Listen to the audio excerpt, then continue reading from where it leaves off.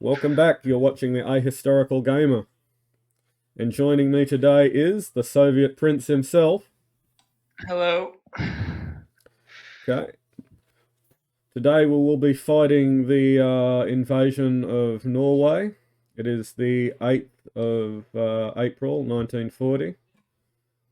We have multiple objectives here. We will be attempting to take the Norwegian oil fields around Narvik. We'll also be heading into the Oslo Ford to secure the Norwegian capital. And because we have already raced into Denmark and knocked out that country in about 24 hours, we'll also be conducting some very serious airborne paradrops. And I'm also sending some paratroopers here by ship. So what are your thoughts on the invasion of Norway, Soviet? Good. Well, not good, but no. Okay, so I mean, the way you've done it is good, but the invasion in real life wasn't good. Jesus Just Christ. wasn't ridiculously nice. Yes, Oh, Jesus. Hitler wasn't a very nice man. Yes. If you, So I've I been hadn't told. realized that already. Jesus. Well, actually, he was very nice if he considered you to be Aryan. If Well, yeah. if he considered you to be Untermensch, then you're up the creek without a paddle, I'm if afraid. if Hitler thought you were a Chad, then he'd leave you alone, right? That's fine. Yeah, exactly. Um, I honestly wonder, like, how many people did he really? All right, we're getting off topic. Off Uh, topic. Yeah. so Norway was considered as a target from the very beginning of the war. This was all part of Neville Chamberlain's economic warfare plan. He really wanted to cripple Germany economically and essentially end the war with as little fighting as possible. To that end, he was hoping to capture the ore, what would you say, the iron ore deposits in northern Sweden, or at the very least block the port of Narvik, which is up here in the north of Norway. And in doing so, that would greatly cripple, German tank production, German warship production, anything that requires iron ore and steel, really. The other half of that economic war campaign was buying the Romanian oil. The British bought literally all the oil in Romania well above market value. And the idea was, well, the Blitzkrieg isn't going to happen if they don't have any gas. Yep. Of course, there's one thing that Chamberlain didn't count on, or he did, and that was basically the Soviet Union. Literally, they seriously snubbed the Soviets. They sent some fairly junior ranking generals and commanders and diplomats. And Stalin was a bit like, what? Like, you really want my help for nothing? And literally, the whole time, so Stalin, Molotov, like they're running in and out of the room, in and out of the room, like coming back every maybe 10 minutes. And they're sort of discussing terms, and it's like, oh, what's Britain offer in terms of territorial concessions? And it's like, oh, no territory. You're not going to give the Soviet Union the Baltic states or anything like that. You just want us to sort of help take back. Okay. Well, we'll give you back Czechoslovakia. Like, what about trade concessions? And it's like, you're not giving us anything. All right. What about technology transfers? You want to lease us some of your military equipment? Send us your design schematics. And the Brits are like, oh, we could certainly discuss that. And like, finally Stalin's like, you haven't been authorized to negotiate, have you? And they're finally like, no. And he basically turfs them all out. It turns out when they get back to England that the reason that they've been running in and out of the negotiating room, the Soviet diplomats, they've literally had the Germans in the other room, and their negotiating team has been authorized to negotiate. And then they signed the Molotov-Ribbentrop Pact, which allows for trade between Germany and the Soviet Union. And suddenly the whole economic warfare, economic blockade isn't going to work anymore. Because as soon as they push through Poland, it means that Hitler is going to have everything he needs for Blitzkrieg. At least, unless something happens that disrupts trade between the Soviet Union and Nazi Germany. Uh, on paper, at least, it is a good deal. People have sort of criticized Stalin, but understand he got all the design schematics for the most advanced weapons in production. So over here we have the sinking of the Blucher, and we also have the mining of the Norwegian coast. This was part of the German push to secure Norway as quickly as possible. In fact, during the invasion of Norway, people don't realize this. Hitler was actually being like pretty friendly, or about as friendly as he got when he was invading your country. German soldiers were actually ordered not to fire on the Norwegians unless they were fired upon. And so Really? one of the reasons that the Blucher sank was it sailed right up to one of the forts on the inner part of the Oslo Ford, and literally it got hit by land-based torpedoes, which were sort of fired at water level. It fired at almost point-blank range, and the ship sunk very rapidly.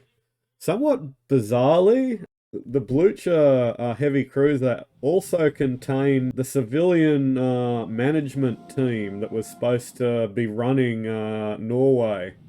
And I just thought it was so bizarre that the Germans tried to send civilians in the first wave, or like admin staff. Like it's just such a bizarre waste of shipping space and manpower. What would you have brought, Soviet? What would I have brought? I would have. Well, Norway. Norway is cold, right? Especially in the north. Yeah, in the So north. Yeah, you're gonna want to prepare for that by bringing like warm clothing and stuff and rations that are non-perishable.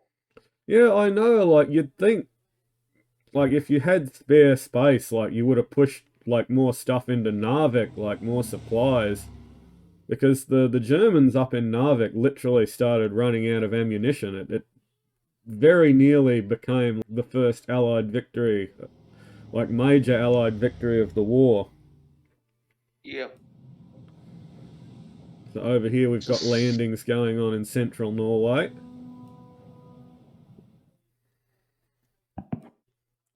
Now, historically, the Germans did take most of the country by surprise. Their landings were not really heavily opposed outside of the capital, at least not in the first 24 hours.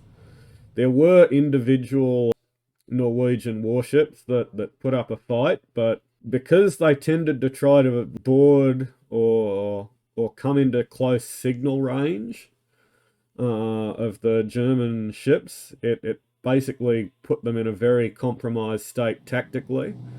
Because if you come into signal range, like close enough to see like an Aldous lamp with flashing Morse lights, you're also in torpedo range, and that several of the coastal defense cruisers basically died without firing a shot because they were just torpedoed almost instantly when they signaled that no, you need to turn around, Germans, go somewhere else, go find another country, this one's mine.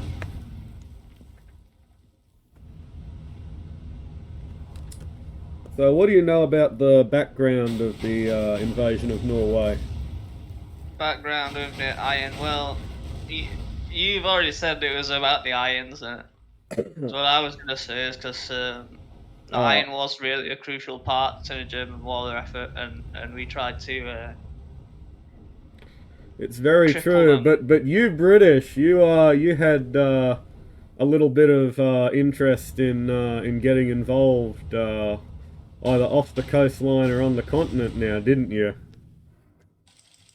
Yeah, it's sort of part of the phony war where nobody really wanted a repeat of World War One, and everyone was still sort of dipping their toes in the water except Hitler, because Hitler, what did he have to lose, right? Because Germany was already crippled. It got shafted by Versailles, so Yeah, he was going to get yeah. some payback. He went all in. He's like, Well, fuck it. to give the case for British involvement, and the British began mining the waters off the coast of Norway. Essentially, they had been hoping to send 25, even 50,000 troops into Norway and basically join in the winter war with Finland against the Soviet Union, and that would justify British presence in the neutral countries. The problem is they basically asked the Norwegians and the Swedes, like, can we drop troops there? And the Norwegians and Swedes were basically, heck no, you can't, like stay away. Even the Finns were a little bit reluctant to expand the war. They were hoping to kind of make a separate peace, not Wasn't get. Sweden wasn't Sweden selling iron to Germany through Norway, no? Yeah, that's correct. Yeah, yeah. The ore fields, I believe, are in northern Lapland, and they would then put that by rail car and ship that off to the northern Norwegian port of Narvik. Here we are. I'm setting the artillery up. I'm going to bombard these southern areas. As was historically the case, German paratroopers were heavily used during the invasion of Norway, especially to secure the airfields. And the idea behind that was if they could secure the airfields early, they would deny those airfields to the RAF, and they could also send planes out over the coast and basically bomb the sea lanes to prevent any kind of British relief force from arriving in southern or central Norway. And it was very successful. Only in the north did large numbers of British forces really get a good chance to arrive and set up properly.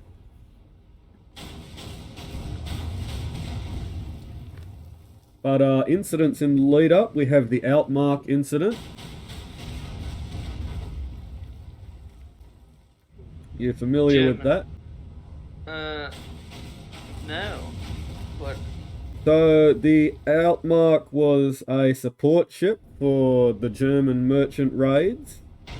I believe it was a battle cruiser Graf Spee, and she, having emptied her fuel tanks, supporting operations further out in the Atlantic, was carrying over 299 Allied POWs, and she headed north and around Britain and then south, and she was hoping to pass through the neutral Norwegian waters because that would allow her to pass unopposed. Unfortunately for her, on February the 16th, the Altmark was spotted by 3 British coastal observation planes who reported her position. The British made repeated calls to the Norwegians because they felt that POWs were contraband and that either they needed to be interned in Norway or the Norwegians needed to turn the ship around. The Norwegians boarded the Altmark 3 times, and they inspected it by climbing onto the deck and literally asking the German captain, are there any POWs on your ship? And the captain was like, no. And then they were like, okay, we're gone. The Norwegians basically buggered off. Like, they absolutely did not want to find any kind of contraband or POWs on the ship. As far as they were concerned, it was a problem above their pay grade. That answer, however, did not satisfy the British, because on the 17th, the British ship Cossack would board the Altmark, and during the process of boarding, they would kill 7 of the German sailors, who I should say were Kriegsmarine personnel. Although it was kind of flagged falsely as a merchant ship, it was actually a military ship returning POWs. which is arguably, I mean, certainly, like, the British had the right to board it. Whether they had the right to do it in Norwegian waters, however, was a bit of a stink in terms of international law. Interesting Norwegian and Swedish and even American international law experts actually cited the British for violating international law in doing that. The Well, boarding of the Outmark had in fact been illegal, and that even if the Germans were breaking the rules, and that didn't actually justify the storming of either both neutral waters and of things that were flagged merchant ships, even though the flag was false. And I mean, it does bring in the interesting question of if the Germans had been less aggressive with their foreign policy, they certainly could have delayed American intervention in the war. yep. And also reduced the level of intervention, like reduced Lend-Lease. Because you Brits were a little bit close to bankruptcy at varying points in the war.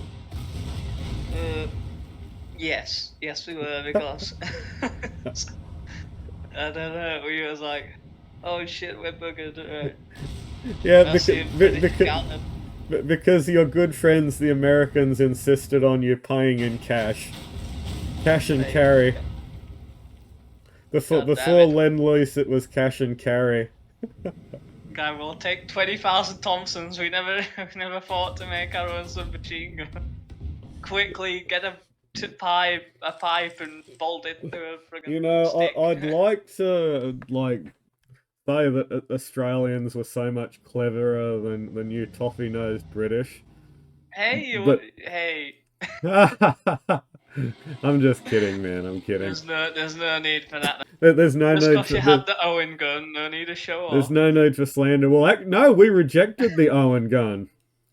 The Owen gun was rejected like 5 or 6 times. The company that made it... The British officer did it out of jealousy.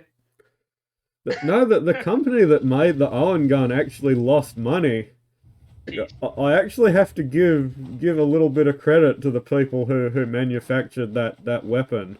They genuinely just cared about getting the troops a weapon that worked. I wish I could remember the name of the company that made the Owen. It was a fantastic gun whenever all things were sorted out. I mean, it's like you took the stand and you made it better, which I didn't think would be possible. From what I understand, because the guy actually made the original Owen, it was literally a gun. I think it was made out of like pipe. I think it was like smooth bore and made out of pipe, and like all he'd been working on was the firing mechanism. And he showed it to the army, I think even in 1937, and they were like, oh no, this sucks. And I admit, like, his original backyard gun kind of did suck. But later on, one of the neighbors who was working in arms production sort of just happened to see the gun lying around in the garage and thought, hey, this is actually pretty good. Like, this kid has real talent. He should come work for Australian Department of Ordnance. So Owen got pulled off combat duties because of that, and got sent to go help build his gun. Which we finally, which we didn't really, I don't think we adopted it because, first of all, we thought we were going to get the Sten.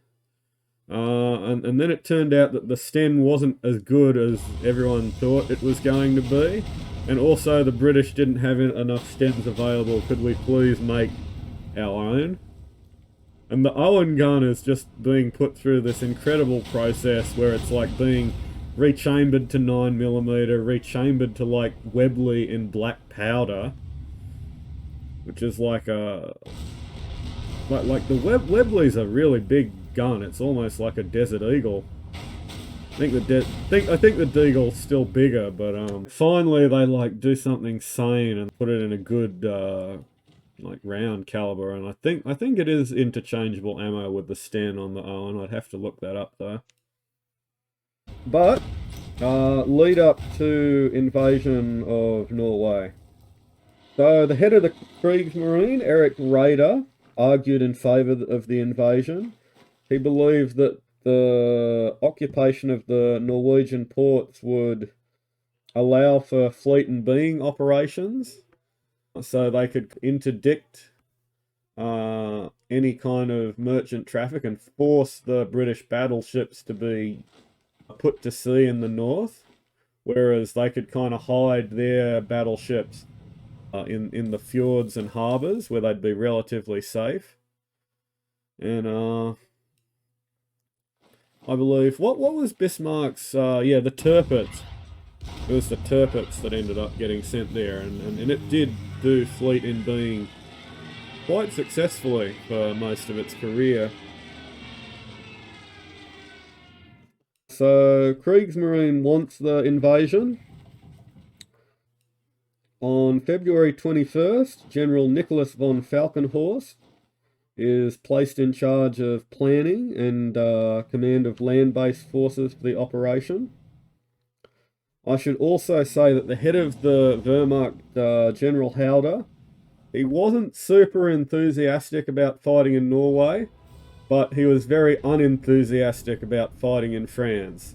And so his thoughts on the matter are anything that makes Hitler happy and distracts him and give us more time to prepare for an invasion of France, or to get the invasion of France called off, like that's a good thing. So literally it's like Norway kind of happens because Halder doesn't want to go to France in 39 or early 1940.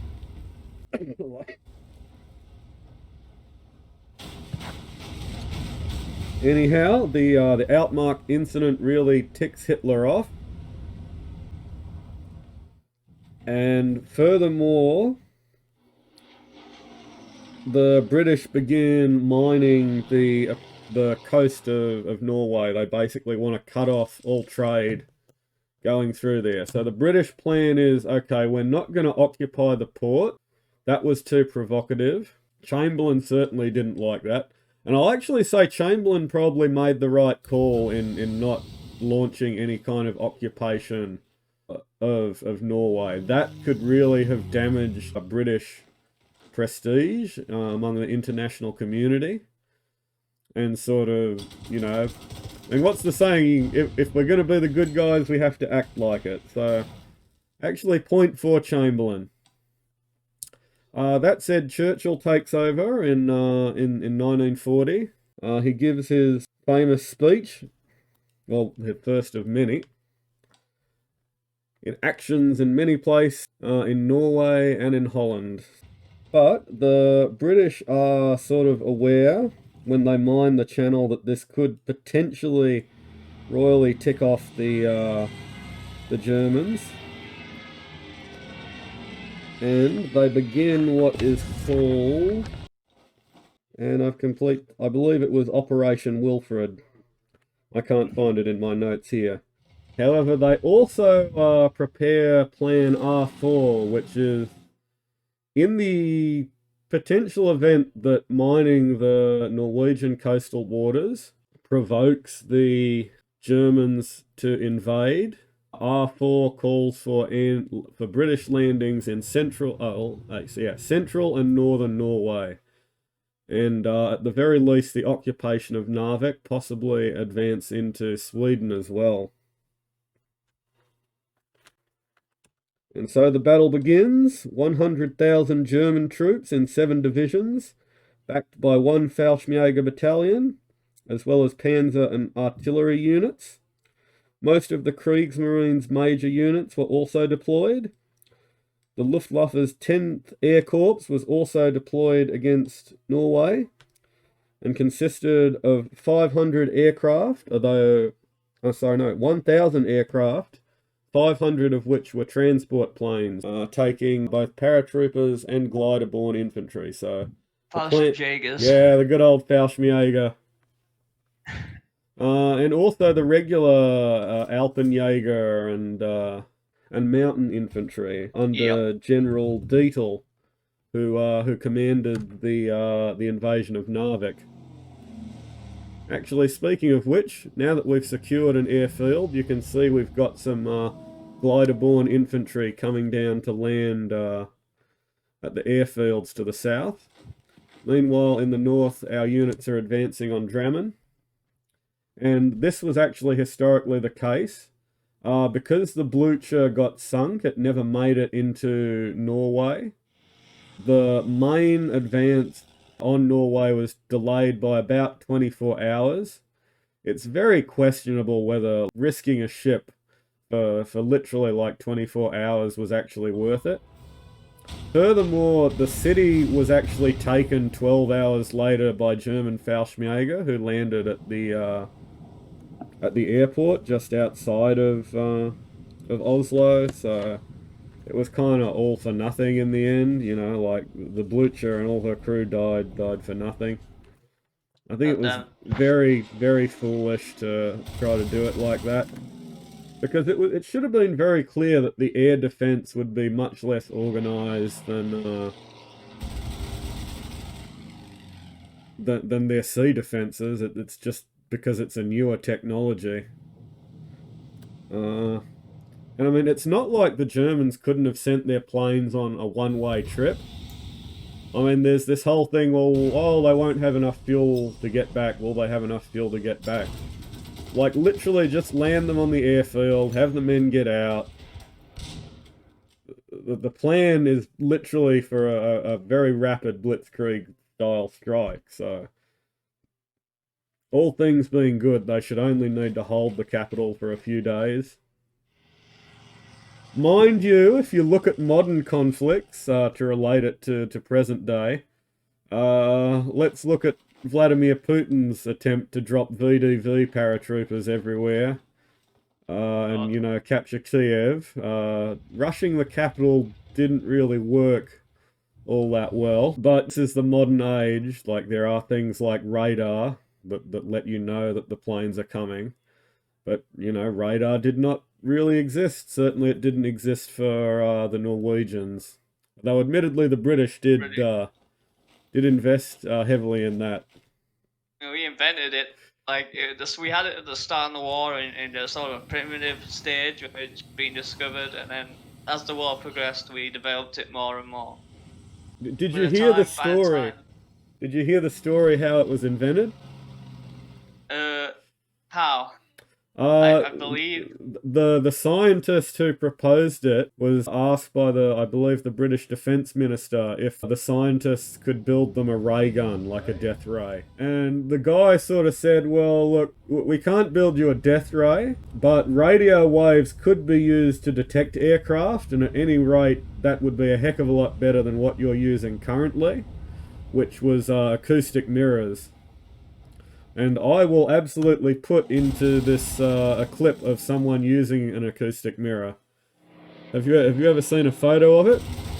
No, I have not seen a photo. It's basically like this guy with two giant trombones in his ears. And when I say giant, I mean they're basically like satellite dish size things all going into the guy's ears.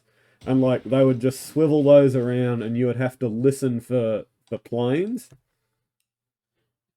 And it actually did work in the First World War, back when most planes and bombers could only go like 100 kilometers an hour.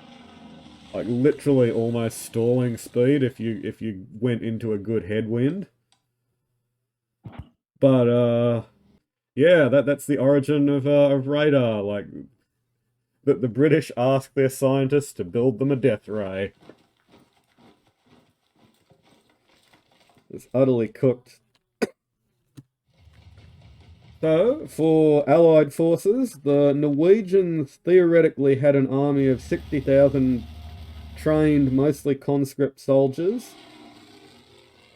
However, because of the surprise of the German assault, only 52,000 would ever see combat.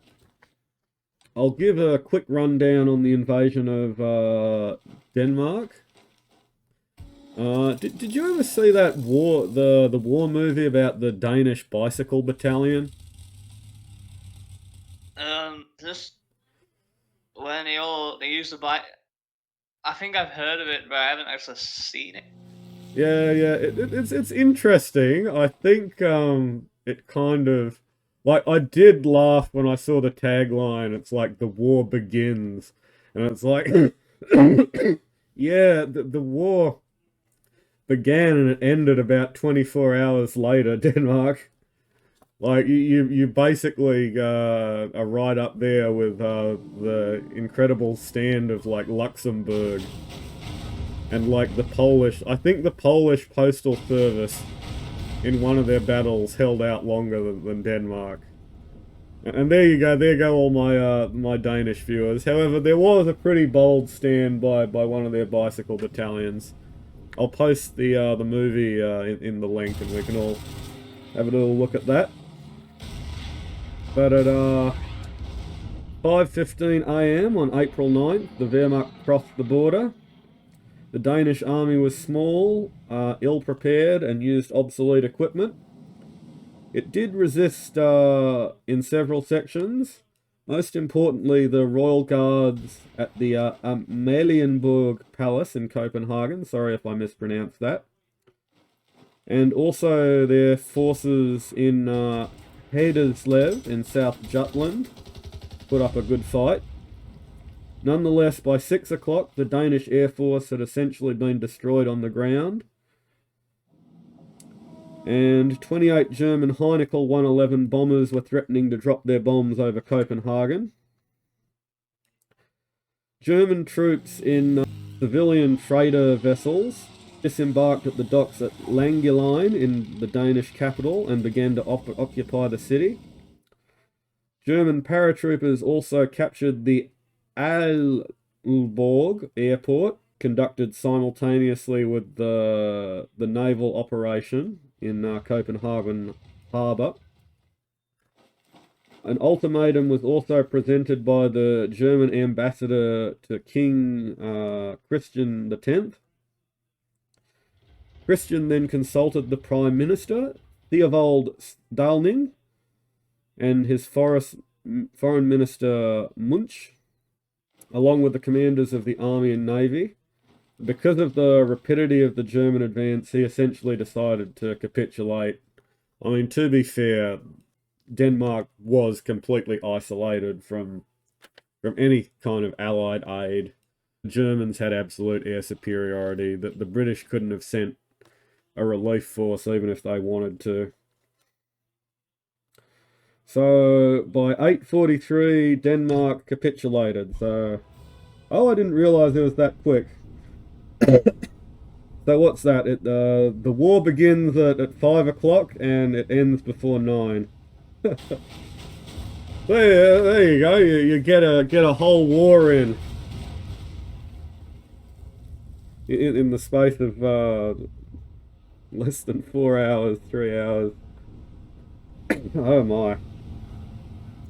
The Danish public was taken completely by surprise, and the German occupation, it took them about 3 hours to take the country. It took them 5 to finally leave.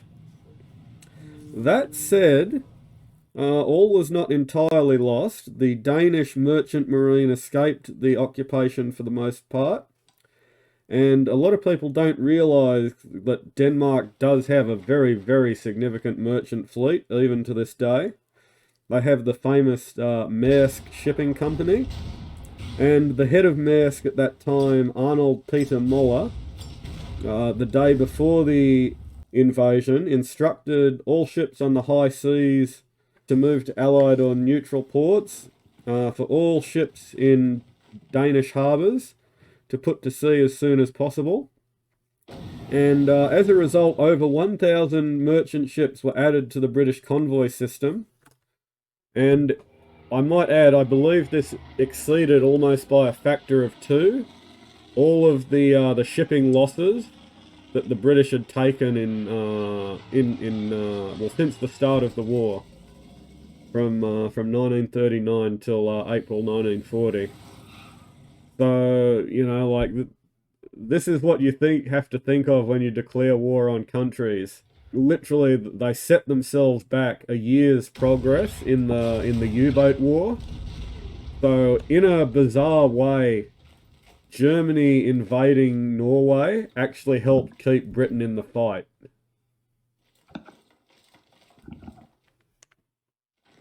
So what do you think about that, Soviet?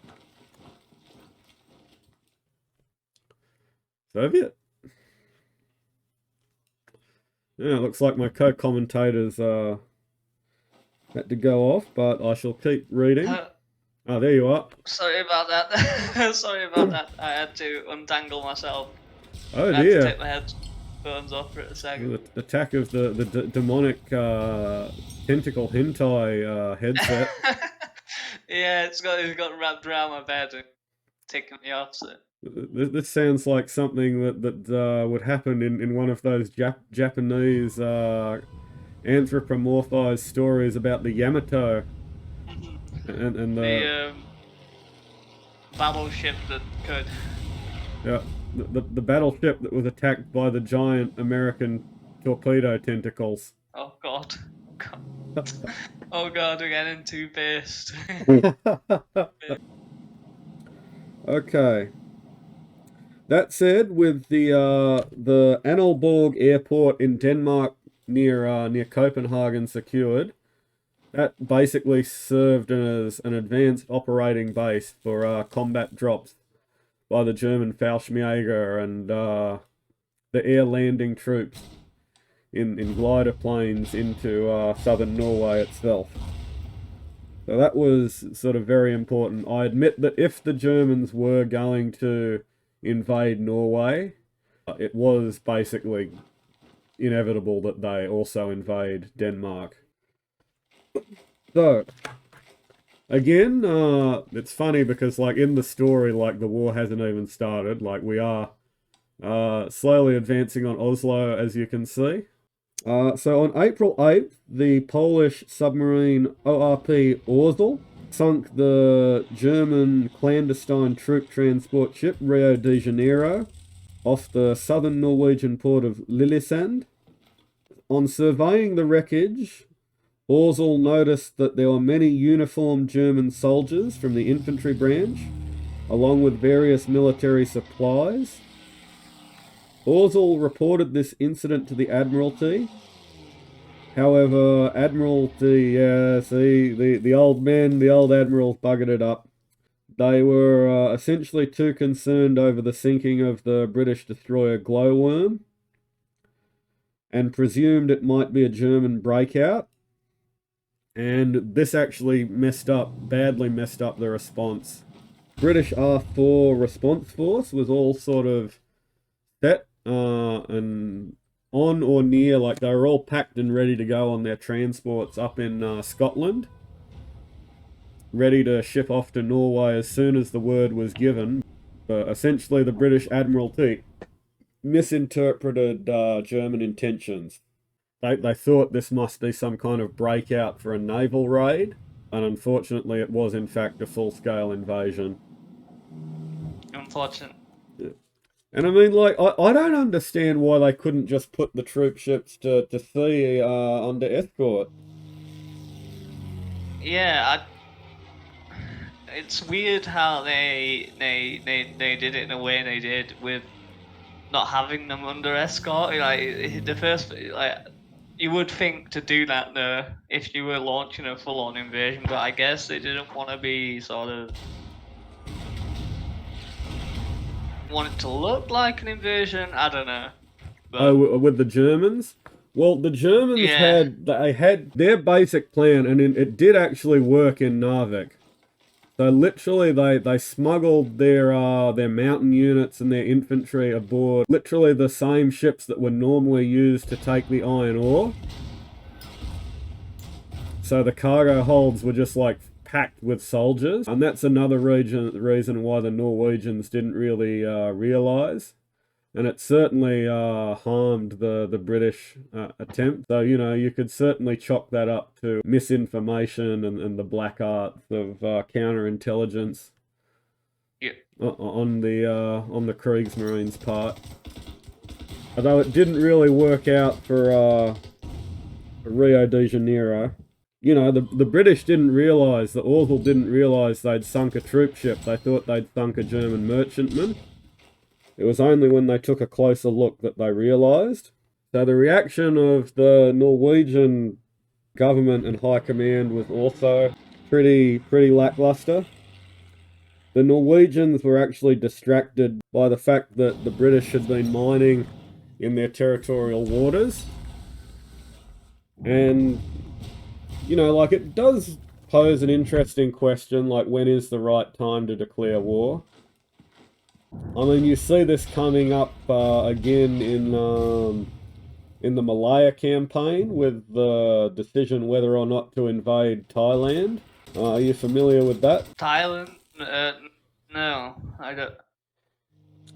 So basically, when the Japanese went to invade Malaya, they planned, or actually not so much to invade Thailand, but to violate their neutrality and land just north of the British side of the border. Yeah. Because that would be much less defended. And there was basically this intense debate whether to launch what was called Operation Matador, which was an invasion of all of the good sort of landing zones in southern Thailand, and for the British Army to then violate Thai neutrality. And basically, like, there was disagreement between the British Army and the British Foreign Office. And in the end, they took literally the worst possible decision, which is, oh, well, we'll just agree to disagree. And so in the end, they waited way too late to decide whether or not to invade Thailand.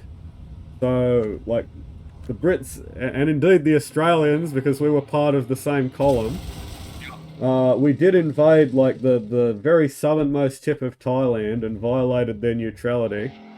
And, you know, actually killed Thai soldiers who resisted our advance. But in the end, everyone arrived too late to actually stop the Japanese landing. Put ourselves out of position literally for nothing, and ruined international reputation, like annoyed the Americans at a time when we needed them really badly for Lend-Lease. The moral of this story is, like, you need to decide whether you're gonna go for a diplomatic strategy or whether you're gonna go for a military strategy. But, you know, don't think you can have your cake and eat it too. Yeah. Is the moral of this story.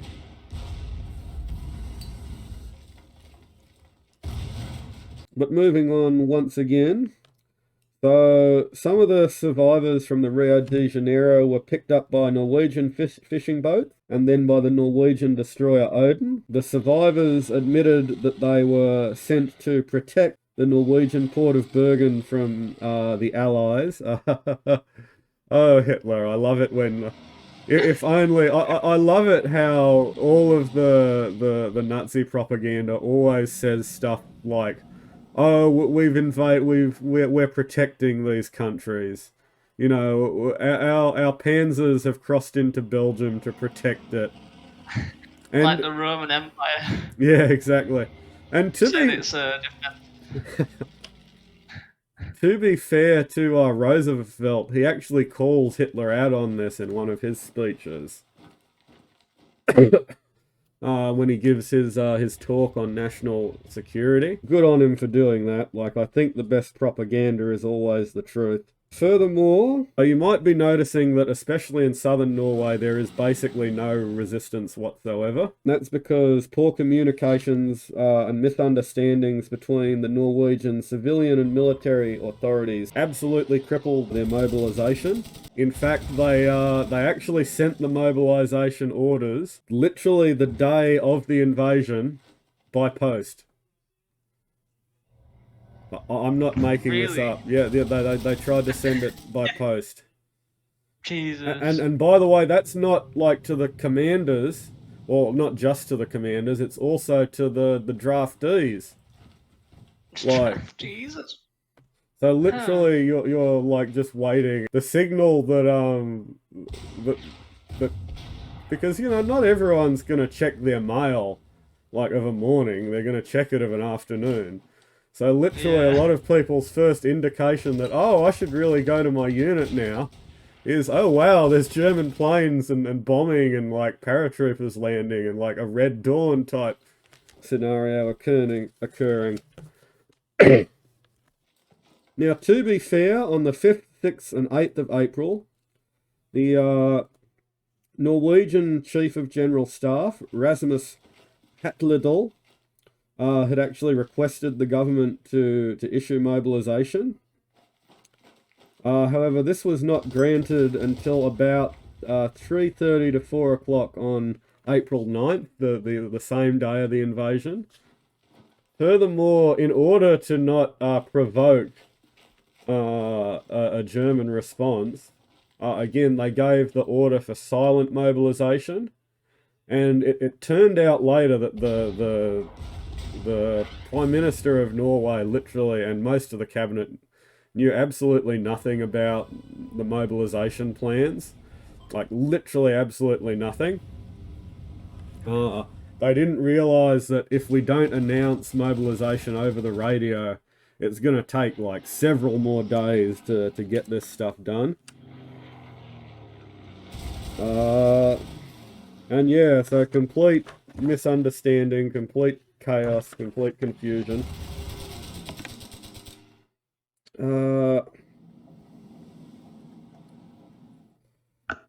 So, it's good we're up here in Narvik. Now, one thing that isn't shown in this game, and I admit I kind of get it because it would cause way too much chaos in the early game. There were 10 German destroyers that took the Narvik port, along with the kind of camouflaged merchant transports for the infantry. However, half of them basically scattered north and south. They felt they should go do some scouting. This is, I don't know, it's a bit of a questionable decision. It was probably the right one. The remaining destroyers were still taking time to unload. The following morning, so this would be the 10th of April, at 4:30, in response to hearing of the invasion, British Captain Warburton Lee led his flagship, I believe it was a destroyer, HMAS Hardy, and 4 other destroyers into the Narvik harbour. Half his force was left at the fjord entrance, and this is something I have to question, because there was heavy fog on that day, and so there was a good chance they'd really be able to sneak up on the Germans. And in fact they do. The attack is a great success. The British managed to sink 2 German destroyers, disable another, and they sink 6 supply tankers and supply ships. The German commander Friedrich Bonte was also killed when his flagship, the destroyer Z-21 Wilhelm Heidkamp, was sunk. The other 2 British destroyers were only able to join the second attack wave, however. And so it really sort of makes you wonder, like, what if Lee had have attacked with everything he had in the first wave when surprise was at its maximum? I mean, it really does make you think, doesn't it? Yeah. I mean, those are the... If it was at its maximum, then it would be sort of... I guess it would be like a sort of one-sided battle. Yeah, because what you really always hope you can do is you can just launch torpedoes into the water while the enemy ships are idle and at anchor. Ships actually do go quite fast, but they take a bit of time to build up speed. Especially like heavier like bulk transports and freighters. So, you know, it's possible they could have like sunk absolutely everything the Germans had. Unfortunately, Lee pushed his luck too far, and he attempts a second attack. I think that was actually the following day he attempts yet another attack, hoping to repeat his success. Unfortunately, the other 5 German destroyers make their return, and as he's entering the harbour, those destroyers come around behind him and essentially encircle his force. It gets very bloody. So Lee's flagship, the Hardy, was severely damaged and beached. Warburton Lee was killed. The destroyer Hotspur was critically damaged and ran into the sinking Hunter. Hostile and Havoc, they managed to make their escape, but when they saw that Hotspur was in trouble, they turned around, fought off the remaining German destroyers. The Germans then actually retreat back into the fjord because they're extremely low on fuel and ammunition, which is a bit of a problem because all of that ammunition that they did bring is now at the bottom of sinking transport ships. Oh god, all the ammo has just gone up just like that. Yeah, just like that. I mean, it's kind of like in Greece, there was just one lucky bomb that hit a British supply ship, and it blew up, I think, all of the Piraeus port and literally knocked it out of commission for the remainder of the campaign. Yeah. So, and I'll tell you a bizarre thing: it was actually supposed to be a reconnaissance mission. The German pilot had basically been like, "Look, we can take a bomb, like one bomb. Just see what we get." And yeah, like they literally blew up the Death Star with it. I'll have to look up that story when we get to the Greek campaign. So I'm gonna skip over the fighting between the Warspite. That was all done in central Norway. They gave the Germans a good pounding in central Norway. Eventually, they were forced to withdraw by the presence of German aircraft, which you can actually see in game right now. Like, this is about the time when Germans started gaining air superiority. So, as you can see, the British are trying for their landings in central Norway, and I am desperately trying to repel them with my engineers. It's a lot of Brits. That said, I am sort of getting them encircled early on. So, back in southern Norway, the commander of the Norwegian Armed Forces is relieved of command on the 10th of April for leading an ineffective defense. He is an old man, and he is replaced with the much younger, much more vigorous Major General Otto Rouge. Or Otto Ruge, I'm not sure on the pronunciation. He then becomes commanding general of the Norwegian army. Ruge is a realist. He realizes that the Germans control all of Norway's largest cities, their ports and their airfields, as well as most of the arms depots, which is just an absolute disaster because you spend so long like getting a stockpile, and, you know, all it does is reinforce the enemy. That said, Rouge does the only thing that he can do, which is he decides, okay, I'm going to hold key choke points and supply corridors. I will delay the German advance for as long as possible while keeping lines of supply open. And that will then allow the British to reinforce the position and then hopefully save Norway. That's the plan anyway. And let me just say, it is a good plan, but it goes to hell in a handbasket. Yeah. 3 days later. And even more on the 14th of April. Because 3,000 troops of the 1st Division in Ostfold, in kind of southern central Norway, run away. Like, they literally run across the Swedish border, and that's it. They're out of the war. They get disarmed by the Swedish border guards. And then the next day it happens again. 2 battalions of Infantry Regiment Number 3 at Heistadmoen Army Camp in Kongsberg also capitulated. The 3rd Division, commanded by Major General Einar Liljedahl, which was tasked with defending southern Norway, surrendered to the Germans on April 15th, despite the fact that they had only fought for like a single day. So literally he fought for a single day and then surrendered. And then another 2,000 soldiers march into captivity in Stetzendal. On April 20th, the French and British call off their plan for recapturing central Norway. They had hoped to retake the city of Trondheim, but the decision is taken that they will fight further north, where German air power can be contested, both from the fleet air arm and from improvised airfields and smaller airstrips that the Norwegians still control. Norwegian forces lacked anti-aircraft and anti-tank weapons, and they were basically pretty easy play for pre-war tanks and the Ju-87 Stuka. On April 24th, the British RAF Squadron number 263 established a temporary base on the frozen lake of Lesjakonsvatnet. Okay, Norway, I have no idea what kind of language you speak. Kind of witchcraft. But yeah, like I'm afraid I am physically incapable of pronouncing that word.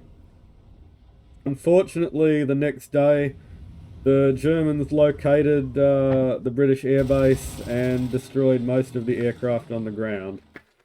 So everyone's having a bad day.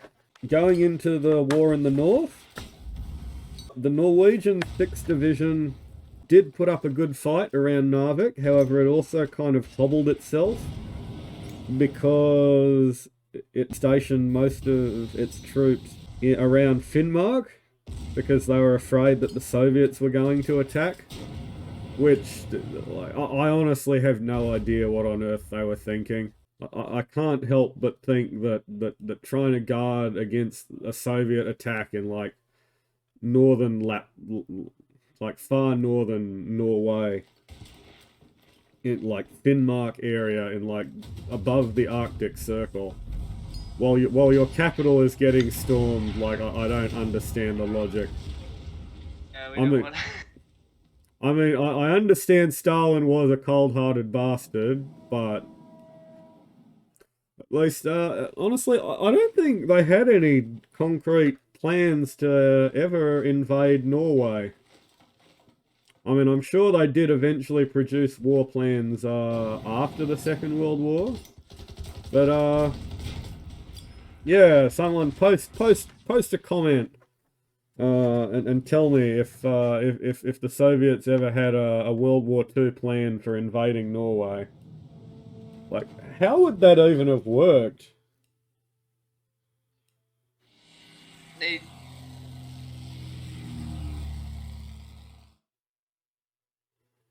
Like, how would you do it, Vexy? To invade Norway as the Soviets, Yeah. Well, I think they'd have an easier time going through Finland in the north. Well, if the Winter War... Oh, okay. Yeah, Winter War didn't go so well, Vexy. Yeah, the Winter War didn't go so well. But hey, theoretically, if they did it later... Yeah, theoretically, yeah. Like, I would sort of send maybe their, the Moscow Pretoria, the Soviet Marines. Soviet Marines, yeah, they could do. Because, I mean, they do have a more sizable navy than Norway at the end of the day, even though their stuff was incredibly old. Liberation of Finnmark. Yeah. The penguins, the workers of Finnmark shall be liberated. the workers' liberation Finnmark. It's literally just like the fur trapper's hut with like the massive Lenin statue. Penguin Lenin. Yeah, Penguin Lenin, wow. Will overthrow the Norwegian. However, I will say this of the Soviet mobilization. Like, because everyone says, oh, why didn't Stalin mobilize? Why didn't Stalin mobilize?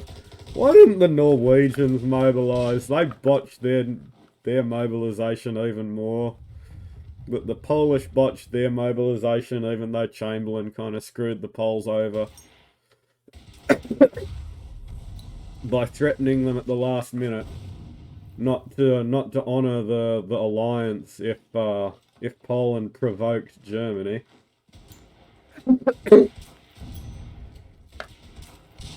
I mean, honestly, my opinion on that sort of thing is literally do a partial mobilization, you know.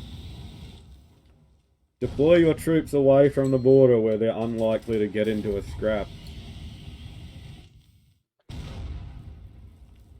But, you know, also decide that there needs to be a point where the military gets to take over, and that needs to be decided beforehand.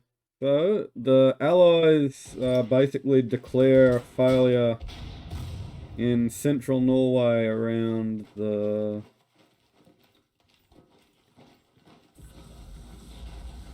around the 20th April. I didn't realise this. I did know the French did participate in the battle. I'd have to look at how their route was taken. Like, did they come from France, or were they already stationed in Britain? But they made a naval landing at Jerkvik on the 13th of May. Yeah, that could be how you pronounce it. You actually do live closer to that part of the world. Yeah. And the invasion received naval gunfire support. Oh no! I didn't realise this. The naval guns killed 14 Norwegian civilians before the... Oh god. Although The dark part of history. I also dislodged the Germans. By the way, the Germans do kill, as far as I know, more civilians than the Allies do in the war. If that salves the conscience. So, forces that had been part of the German counterattack, the British and French counterattack into central Norway headed north historically to besiege General Dietl's troops. They captured the Veneres air station near Trondheim. Oh no, sorry, this was the Germans who managed to capture that. And it was expanded and improved to provide Luftwaffe with a base to support the Narvik sector. So, air over northern Norway was contested once again.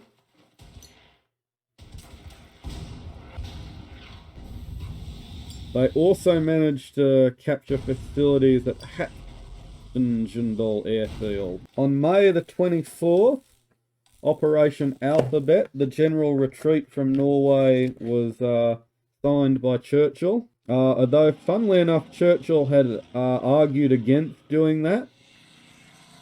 But there was essentially a build-up occurring in France and in the Netherlands. And there was an increasing feeling in France that, like, hey, they're attacking our homeland, forget Norway. Yeah, and here we go. I actually managed to, in this Let's Play, because I'm, like, just playing, like, I am just the Uber. I am literally just Uber. No, not Uber Max. Not Uber Mensch, I'm just Uber. And so that is the encirclement of all British troops in northern Norway, which did not happen historically.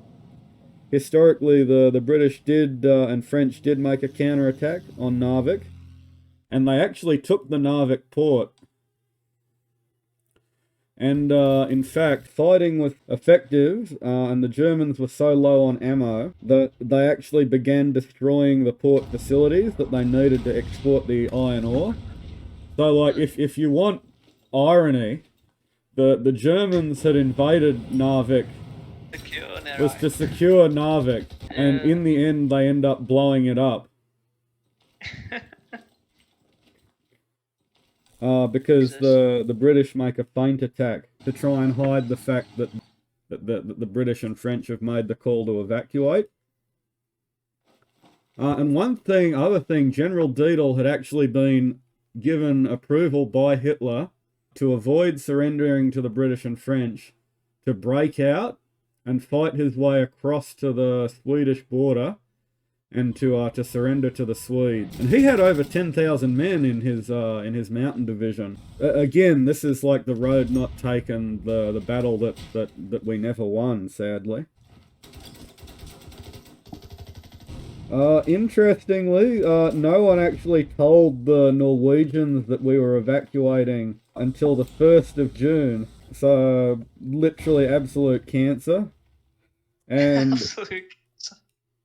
yeah, there was actually, from what I understand, there was like a Norwegian division that everyone went to sleep, woke up the next morning, and like literally the British and French were on either flank, and now they're just gone. And like the Norwegian was like, where did they go?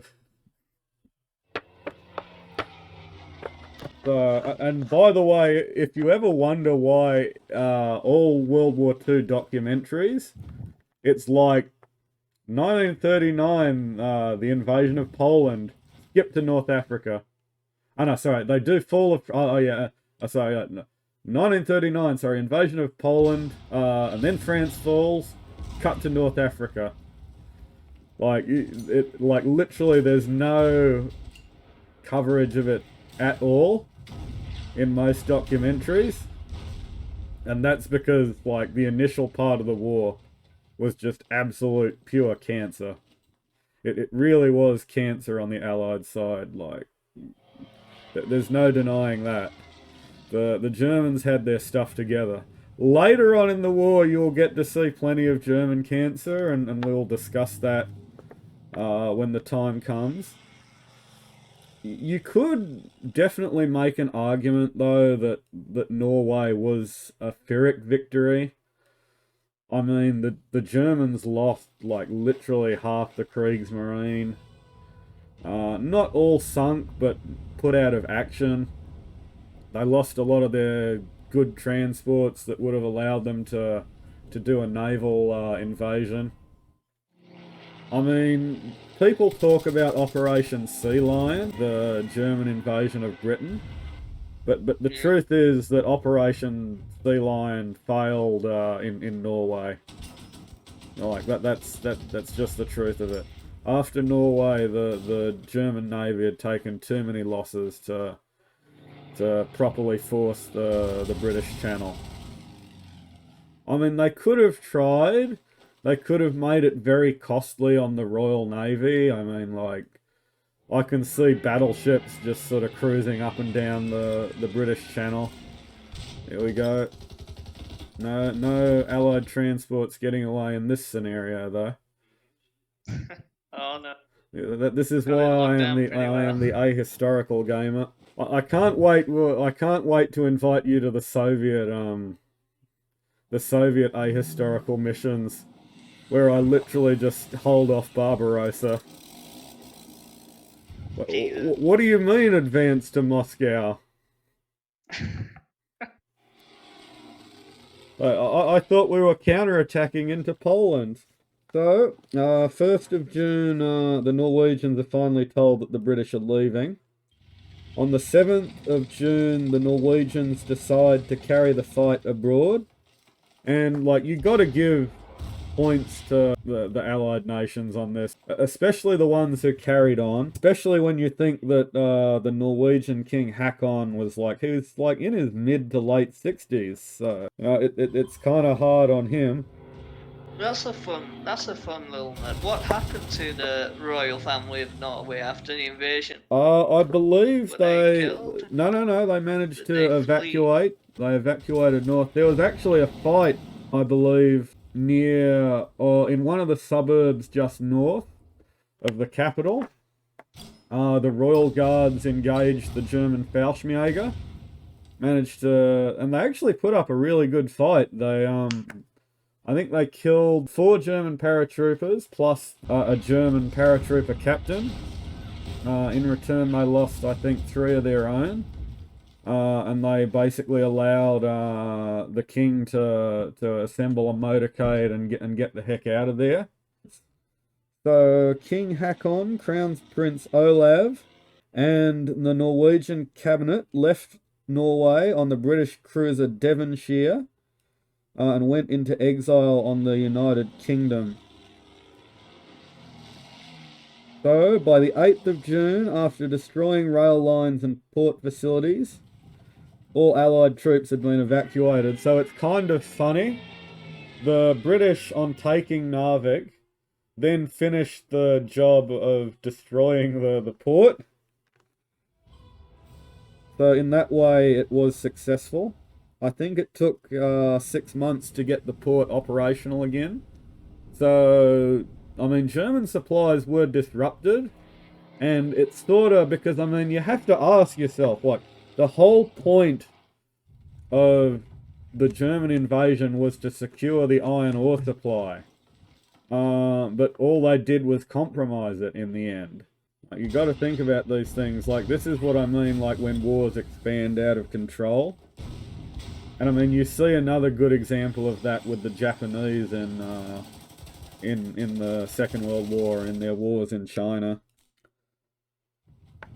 The Germans launched Operation Juno, a naval operation to relieve pressure on the Narvik garrison. But when they discovered that the British were evacuating, shifted their mission to hunt, treating British ships. They managed to sink the British convoy escort destroyers, and they also, unfortunately, managed to sink the British aircraft carrier Glorious. Unfortunately for them, the British destroyer Acasta torpedoed and damaged the Scharnhorst, and shortly after, the British submarine HMS Clyde intercepted the German ships and torpedoed the Gneisenau. So the two big German battle cruisers were out of action. And I'll try and post some pictures of that, of just like the whole front of I think Gneisenau was like literally underwater, and it was literally just floating based on its armored citadel. So units fighting on the front were ordered to disengage in the early hours of 8th June, and all fighting in the country ceased on the 9th of June. The formal capitulation was signed in the Britannia Hotel in Trondheim at, sorry, what's that? So 5 o'clock on the 10th of June 1940. A capitulation agreement for Norwegian forces fighting in Narvik was signed the same day at Bjornfell. And that was actually the last. So the Norwegians at Narvik, because they'd actually like won victory as far as they were concerned, they were basically given the right to be the last to surrender. And they surrendered to General Dietl, the commander of the German mountaineers who they'd been fighting for so long. And here's another fun fact. Did you know that the 62-day Norwegian campaign actually made Norway the country to withstand a German invasion for the longest time, apart from the Soviet Union? Really? Yeah, so they actually lasted longer than France. And look, I'll give one thing to the Soviets. They lasted a lot longer than 62 days. So we got casualties and losses. It's time for the butcher's bill. German casualties were 5,296, of which 1,317 were on land, 2,375 were at sea, and 1,600 were wounded. German losses at sea were heavy. This is basically where I'm saying, like, this is the battle that destroyed the Kriegsmarine, at least their surface fleet. The U-boats would put up a good fight for the remainder of the war, but in terms of the surface fleet, like, it's cactus at this point. They lost one of their two heavy cruisers, two of their six light cruisers sunk, half of its destroyers, 6 U-boats, I should say, that's 10 destroyers sunk, with many more ships severely damaged. In the aftermath of the operation, the German surface fleet had only 3 cruisers and 4 destroyers operational, and that's in their entire navy. Two German battleships and two cruisers were damaged. Two torpedo boats and 15 light naval units were also sunk. The official German number of aircraft lost in the campaign was 90. And, that's pretty much true. The German Air Force captured most of the airfields on day one, so they had near absolute air superiority. The British did put up a good fight, though. In terms of transport and merchant vessels, the Germans lost 21 ships. And this was about 10% of all of their merchant shipping that they had available at the time. That said, with such high losses, any chance of naval invading Britain became a pipe dream. Allied casualties were around 6,602. The British lost 1,869 killed, wounded and missing on land, 2,500 at sea.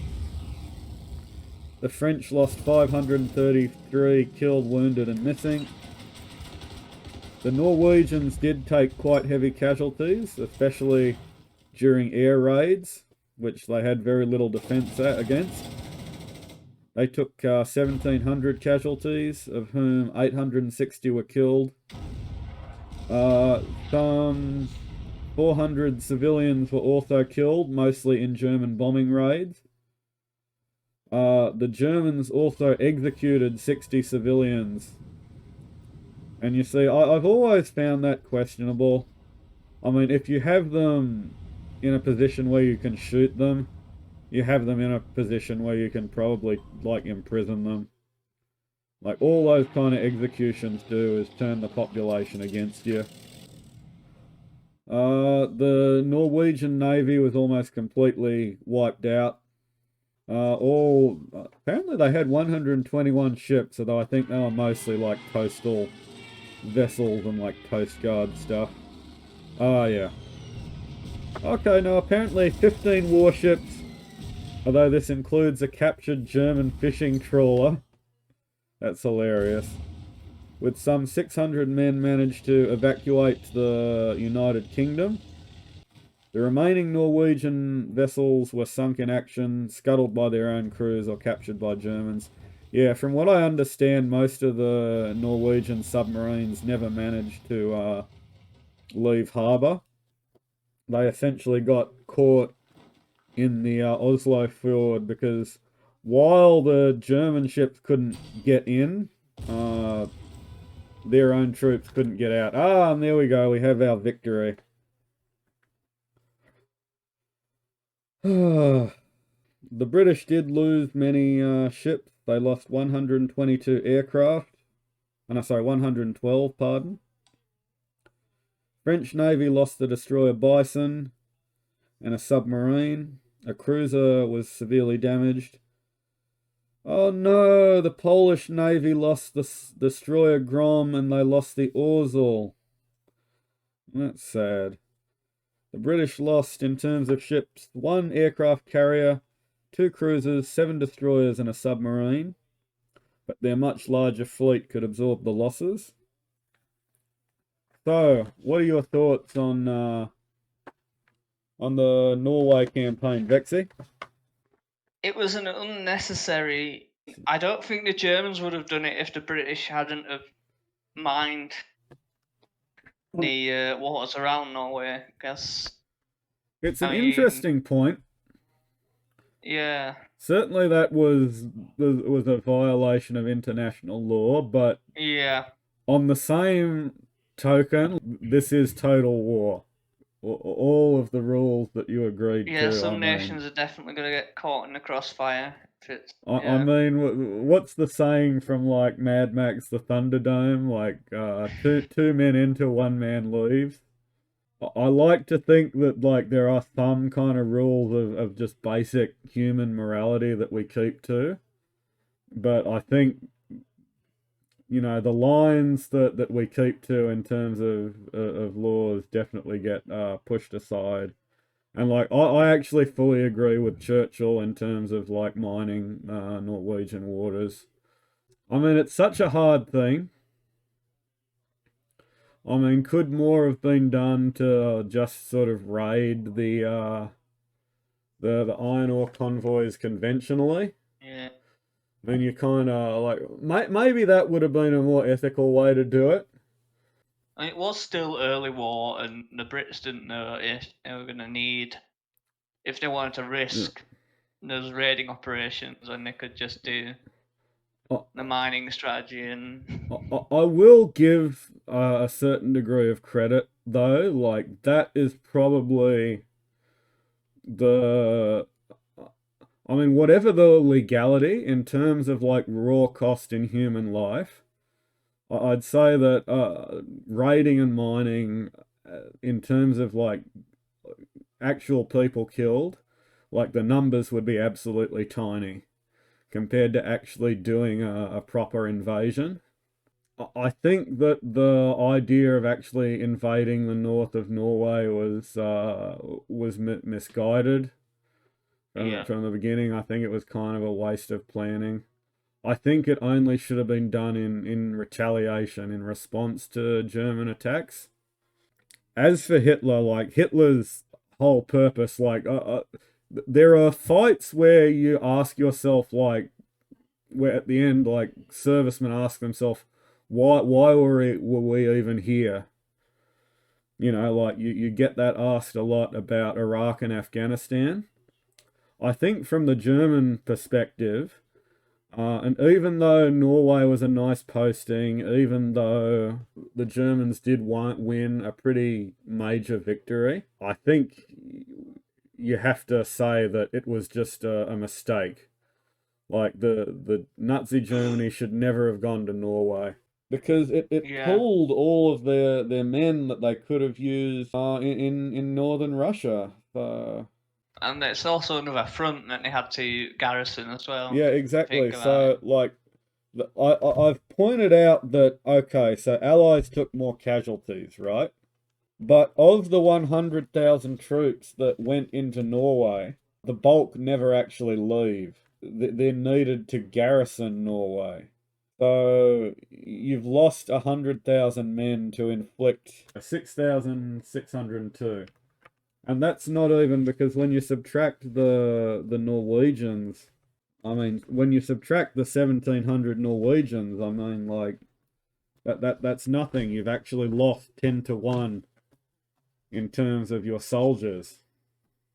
Like, you know what I'm saying? So, like, Yeah, literally, like, it's as a campaign, it's a victory, but strategically, you've just lost 10 to 1, and you failed to do the thing that you set out to do, which is to safeguard the iron ore supply.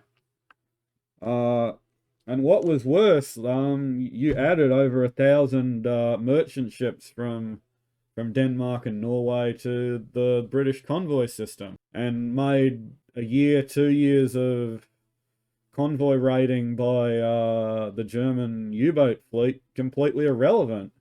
You know, what's this the saying? Amateurs talk tactics, professionals talk logistics. yeah. This is the Ahistorical Gamer with the Soviet Prince, and we're signing out. Goodbye, y'all.